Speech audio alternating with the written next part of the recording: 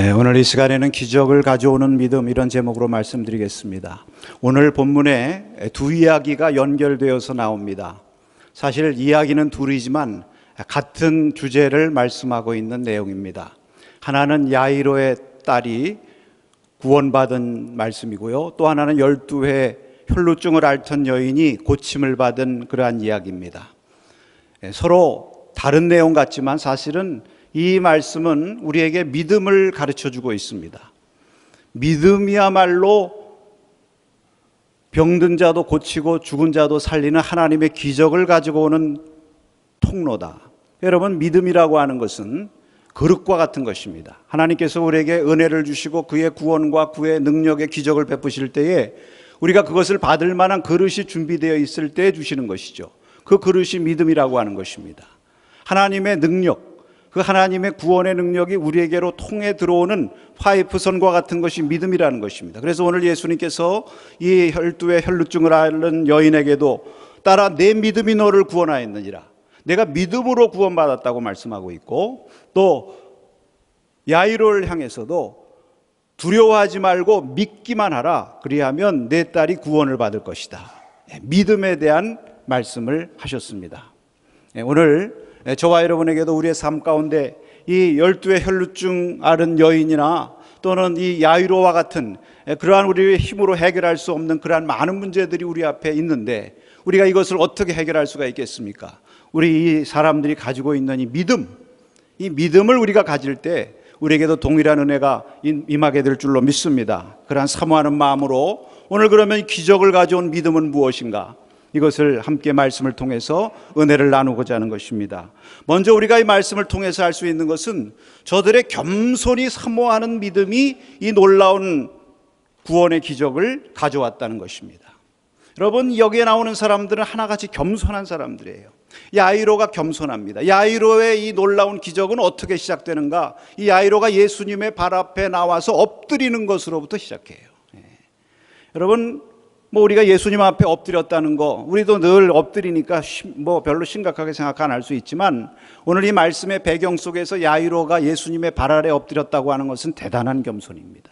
왜냐하면 이 야이로라고 하는 사람은 회당장이라고 그랬거든요. 사실 그 당시에 회당장이라고 하면은 상당한 명망과 권세가 있는 사람이고, 쉽게 말하면 지역 유지와 같은 사람이에요. 그 당시 유대인들의 모든 삶의 중심은 회당을 중심으로 이루어졌고, 그 회당의 모든 업무와 모든 순서와 모든 일들을 주관하는 실질적인 실력자가 회당장인 것입니다. 그런 회당장이 물론 예수님이지만 사실 젊으신 분 아니에요. 이제 막 나사렛에서 이제 하나님의 일을 위해서 일하는 젊은 예수님 앞에 무릎을 꿇었다. 여러분, 더구나 그 당시에 우리가 이미 그동안의 말씀을 통해서도 배웠던 것처럼 예수님이 이제는 회당에서 점점 비판과 배척을 받으시잖아요. 서기관과 바리새인들이 막 공격하고, 그러니까 막 회당장들 사이에 예수님에 대한 그러한 비판적인 이야기들도 많이 퍼졌을 것입니다. 그런 것을 모를 리가 없는데, 그럼에도 불구하고 이 야이로가 예수님 발 앞에 나와서 엎드렸다. 여기서부터 기적의 이야기가 시작이 되는 것입니다. 여러분, 이 여인을 보세요. 이 여인도 여기 오늘 말씀해 보면 예수님의 뒤로 가서 조용히 예수님의 옷가에 손을 댔다고 그랬어요. 예수님의 뒤로 갔다. 이것이 그 여인의 겸손함을 보여주는 것입니다. 물론 이 여인이 12의 혈루증을 앓았으니까 이 혈루증이라는 것이 사실 사람들 앞에 공개적으로 나설 수 없는 이러한 질병이라는 것을 생각해서도 그렇게 말할 수 있겠지만, 이 여인은 예수님을 정면으로 대면하기가 어려운 거예요. 내가 뒤로 가서 예수님의 옷가에만 내가 손을 대도 낫겠다.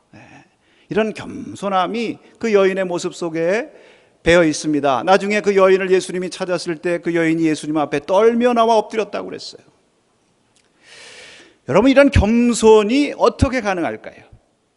여러분, 여러 가지로 겸손을 설명할 수 있겠지만 중요한 것은 사모함이 있었기 때문이라고 믿습니다.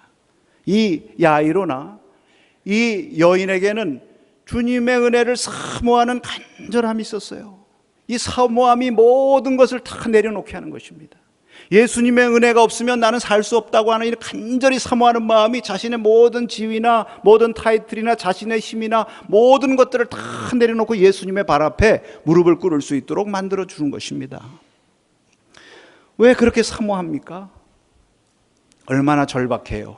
이 두 사람의 이 절박함을 표현하는 숫자가 여기 본문에 나옵니다. 여러분 이것을 주목해 보셨습니까? 그것은 12이라고 하는 숫자입니다. 여기 공교롭게 이 두 이야기가 공통점이 있는데 그 가운데 하나가 이 야이로가 자기 딸을 살려달라고 하면서 내 딸이 12살 들었다고 얘기해요. 12살. 여러분 어느 이제 문화든지 숫자에 대한 의미를 부여하는 게 있죠. 우리나라에서도 7이라는 숫자 좋아하죠. 행운을 가져온다. 또 4라는 숫자는 싫어하고.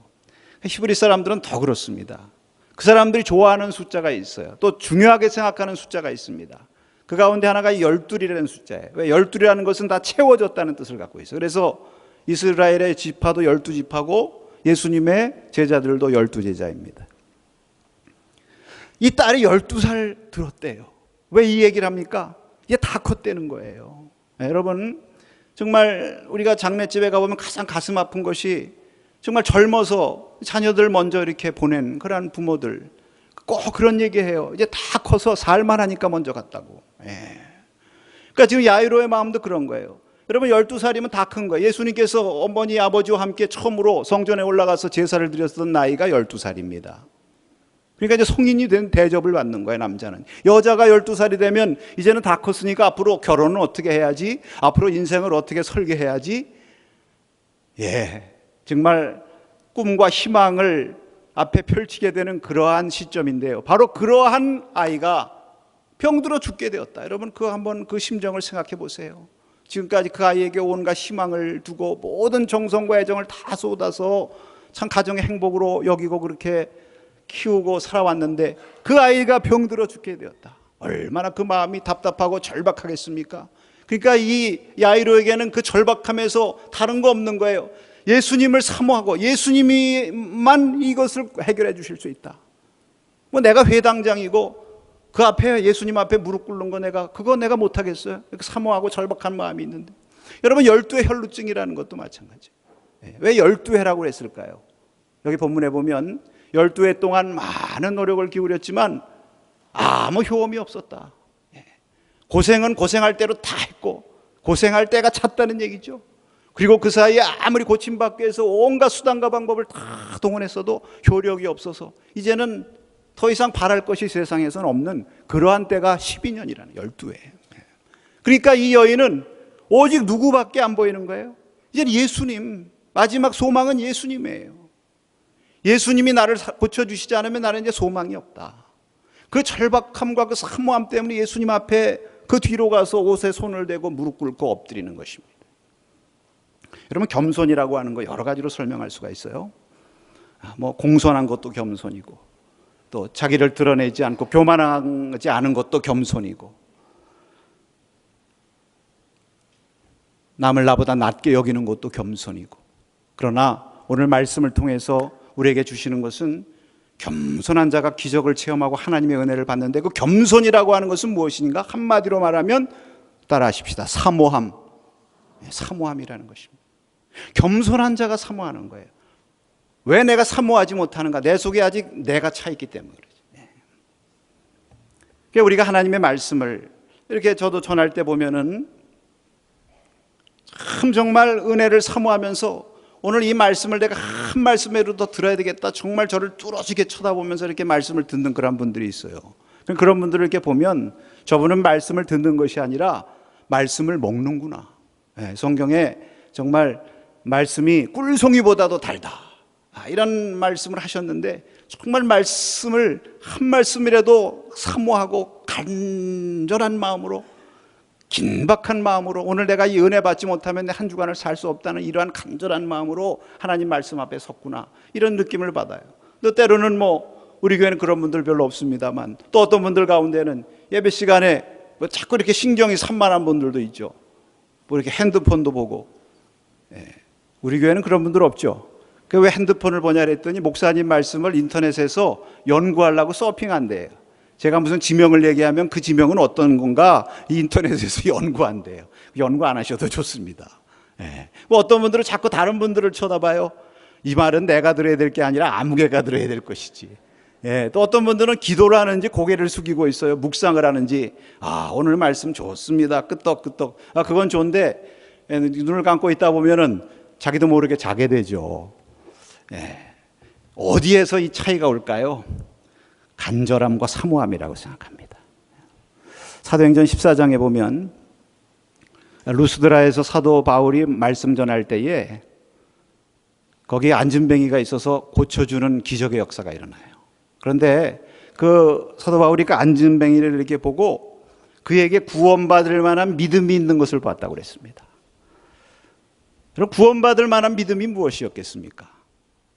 보니까 구원받을 만한 믿음이 있어서 그에게 일어나 하니까 믿음대로 일어난 거예요. 그러면 구원받을 만한 믿음이 무엇인가? 바로 그 앞에 있는 말씀 보면 저가 사도 바울의 말씀을 듣거늘 그랬어요. 근데 그 듣는다고 하는 말이 원뜻에 보니까 아주 주목하여 경청했다 그런 뜻입니다.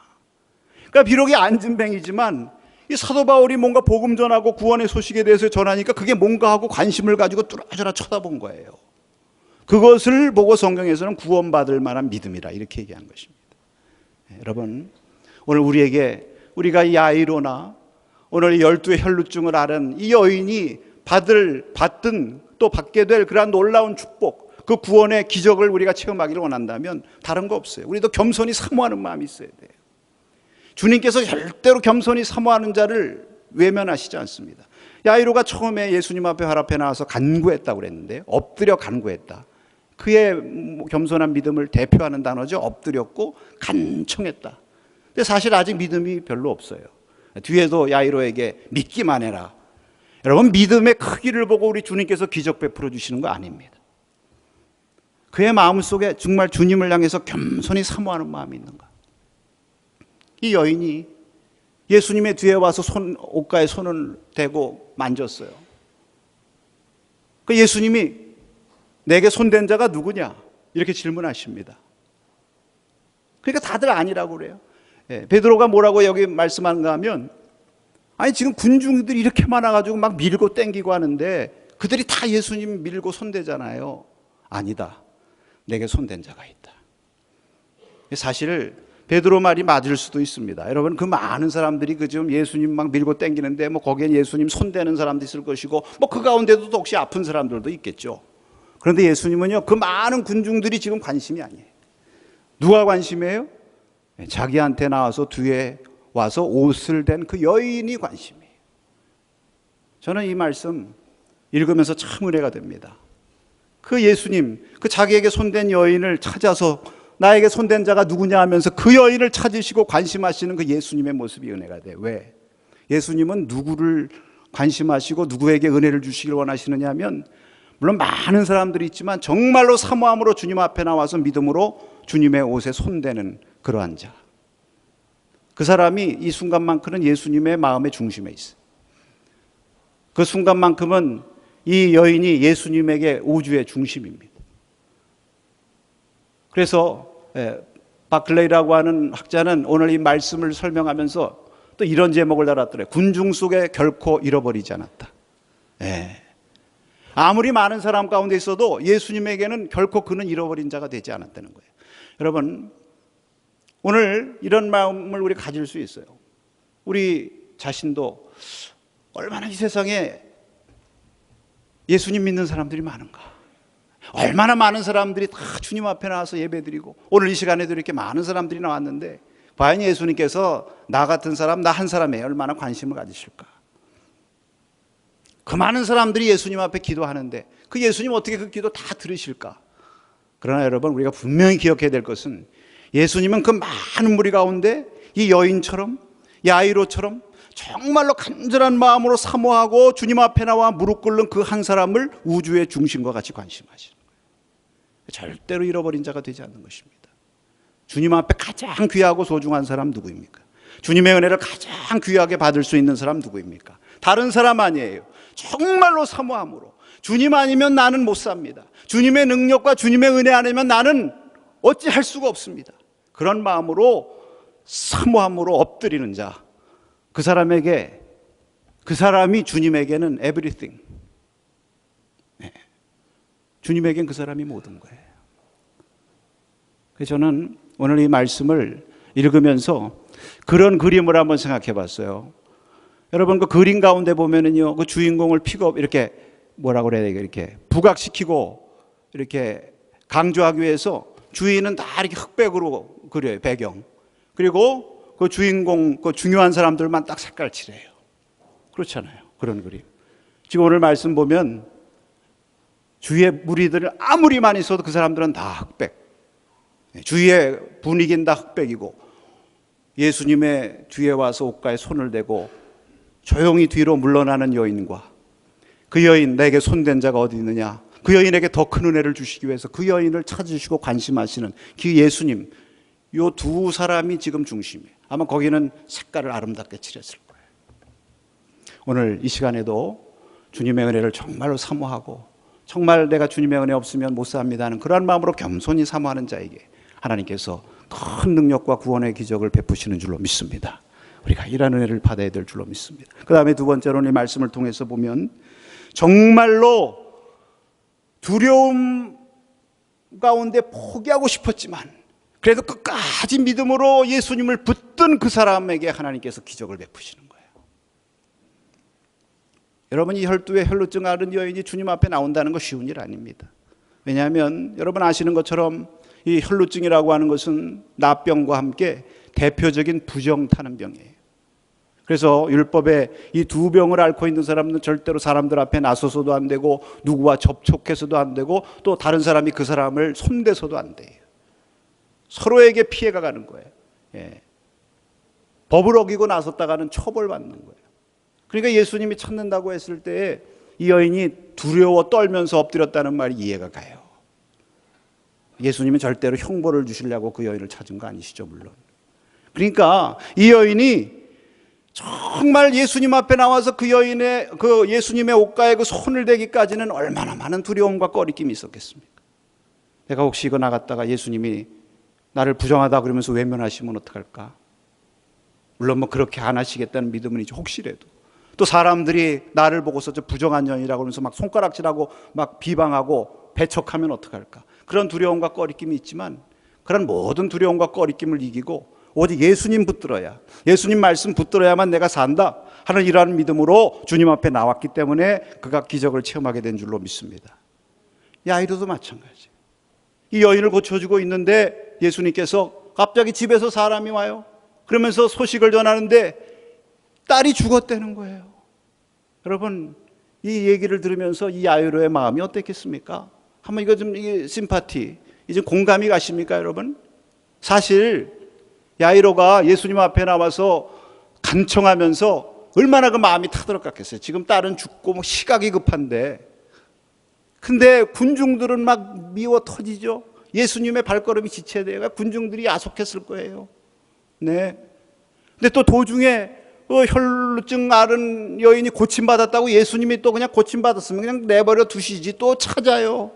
또 그 여인이 와서 무릎 꿇고 또 고백을 하고 간증을 하고 전도를 하고 이런 일이 일어나면서 예수님도 원망스러웠을 것이고 이 모든 환경이 원망스러웠을 거예요. 그러다가 급기야는 딸이 죽었다 이런 소리를 들었을 때에 그 마음에 얼마나 한편으로는 원망스럽기도 하고 한편으로는 절망에 빠지기도 하고 이제 모든 것이 다 끝났구나, 두려움과 불안에 사로잡혔겠습니까? 그러한 예수님께서 그러한 모습을 아시고 그 야이로의 모습을 다 이해하시고 두려워하지 말고 믿기만 해라.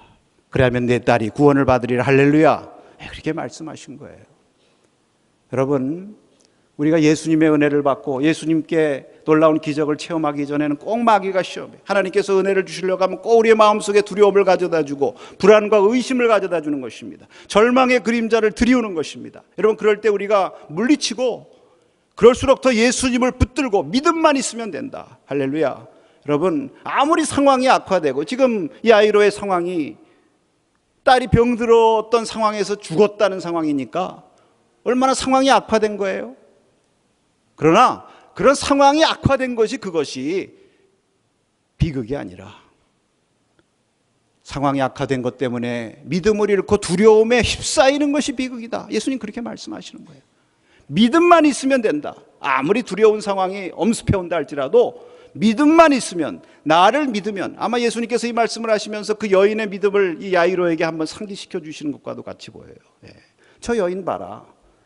내 뒤로 와서 옷가에다가 손만 대도 난다고 하는 믿음 가지고 손을 댔는데 너는 나와 함께 가고 있지 않니? 왜 두려워하느냐? 여러분, 예수님의 이 말씀에 야이로가 그 예수님 붙들고 예수님 말씀 붙들었다고 믿습니다. 왜냐하면 포기하지 않고, 사람들이 선생님 괴롭게 하지 말라고, 뭐 다 끝나지 않았느냐 그랬는데도 포기하지 않고 예수님 모시고 집에까지 갔잖아요. 그리고 예수님 안내해서 그 딸이 누워있는 방에까지 들어갔잖아요. 할렐루야. 이 야이로가 두려움을 이기고 예수님의 말씀 붙드는 거죠. 그럴 때 하나님의 구원의 역사가 임하게 된 것입니다. 여러분, 오늘 우리의 삶 가운데도 이 두려움이 엄습해 와요. 두려움이 엄습해 올 때 우리가 믿음으로 응답해야지 두려움에 사로잡히면 안 되는 것입니다. 그럼 하나님의 능력과 기적을 체험할 수가 없는 것입니다. 미국의 대공황 때 그 대통령이었던 루즈벨트 대통령이 그런 유명한 말을 했다고 합니다. 여러분, 우리가 가장 두려워할 것은 두려움 자체입니다. 여러분, 두려워하는 자에게는 항상 두려워하는 일이 임하게 되는 거예요. 욥 3장 25절에 보니까 이런 말씀이 있습니다. 우리 한번 같이 읽겠습니다. 내가 두려워하는 그것이 내게 임하고 내게 무서워하는 그것이 내 몸에 미쳤구나. 정말 두려워하면 두려워하는 일이 임하는 거예요. 이 야이로가 두려워서 주저앉았다면 그냥 딸이 죽고 인생은 비극과 절망으로 끝나버리고 말았을 거예요. 이런 재미난 얘기가 있어요. 부부가 살아가는데 이제 잠을 잘 때마다 이 부인이 자꾸 남편을 깨워요, 밤에. 왜? 자꾸 자는데 저 밑에 주방에서 도둑이 들어왔는지 자꾸 발자국 소리가 들린다는 거예요. 부시럭 소리가 들린다고. 가서 한번 살펴보라고. 가서 봤는데 아무 일도 없어요. 아, 괜찮은데 왜 그래? 얼마 있다 또 그래요. 또 내려가 봐요. 근데 또 없어요. 그러기를 몇 해가 지났습니다. 어느 날 또 밤에 또 그래요. 그래 내려가 봤더니 진짜 이번에는 강도가 들어온 거예요. 강도가 칼을 들이대더니 귀중품 내놓으라고. 그래가지고 부지런히 귀중품을 챙겨가지고 줬더니 그 사람 강도가 나가는 거예요. 근데 이 남편이 잠깐만 스톱. 저 위에 우리 아내가 있는데 그 사람 좀 만나고 가라고. 벌써 몇 년째 당신을 기다리고 있다고. 기다리는 사람에게 임하는 거죠. 여러분, 우리가 이러한 두려움이 올 때 물리쳐야 될 줄로 믿습니다. 믿음은 말하는 거예요. 그럴수록 두려움을 이기고 예수님의 말씀 붙들라고. 내가 너와 함께 아니라, 내가 믿음 가운데 굳게 서 있으면 절대로 내 딸이 죽지 아니라 죽었어도 다시 구원받으리라. 주님의 음성을 우리가 들어야죠. 사랑하는 성도 여러분, 오늘 우리의 삶 가운데 여러 가지 야이로가 겪었던, 또는 12의 혈루증 앓았던 이 여인이 겪었던 그런 많은 문제들 우리의 삶 가운데도 찾아옵니다. 그러나 오늘 주님께서 저와 여러분에게 말씀하십니다. 두려워하지 말고 믿기만 하라. 그러면 내가 구원을 받으리라. 출애굽한 백성들이 광야로 나갔을 때 앞에는 홍해가 가로막혀 있고 뒤에는 애굽의 군대들이 쳐들어옵니다. 진퇴양난에서 어찌할 수 없고 두려움에 빠진 그들을 향해서 모세가 뭐라고 얘기해요? 너희들은 오늘 가만히 있어서 여호와께서 어떻게 너희를 구원하시는지 보라. 결코 두려워하지 말아라. 모세는 믿음을 외쳤습니다. 과연 그 믿음대로 하나님께서 바로의 군대에서 이스라엘 백성들을 건지시고 그 말씀에 약속하신 대로 다시는 이 바로의 군대를 보지 못하게 하리라. 2번 다시 바로의 군대를 보지 못하게 하시고 하나님께서 가나안 복지를 향해서 그의 백성들을 전진할 수 있도록 인도해 주신 줄로 믿습니다. 오늘 저와 여러분들에게도 이러한 믿음이 있기를 바라고, 겸손히 사모하는 믿음, 어떤 두려움과 포기하고 싶은 마음이 생기더라도 그것을 이기면서 오직 주님을 붙들고 주의 말씀을 붙드는 그런 믿음을 가지셔서 저와 여러분에게 기적을 가져오는 능력의 역사들이 앞으로도 풍성하게 넘칠 수 있기를 주의 이름으로 축원합니다.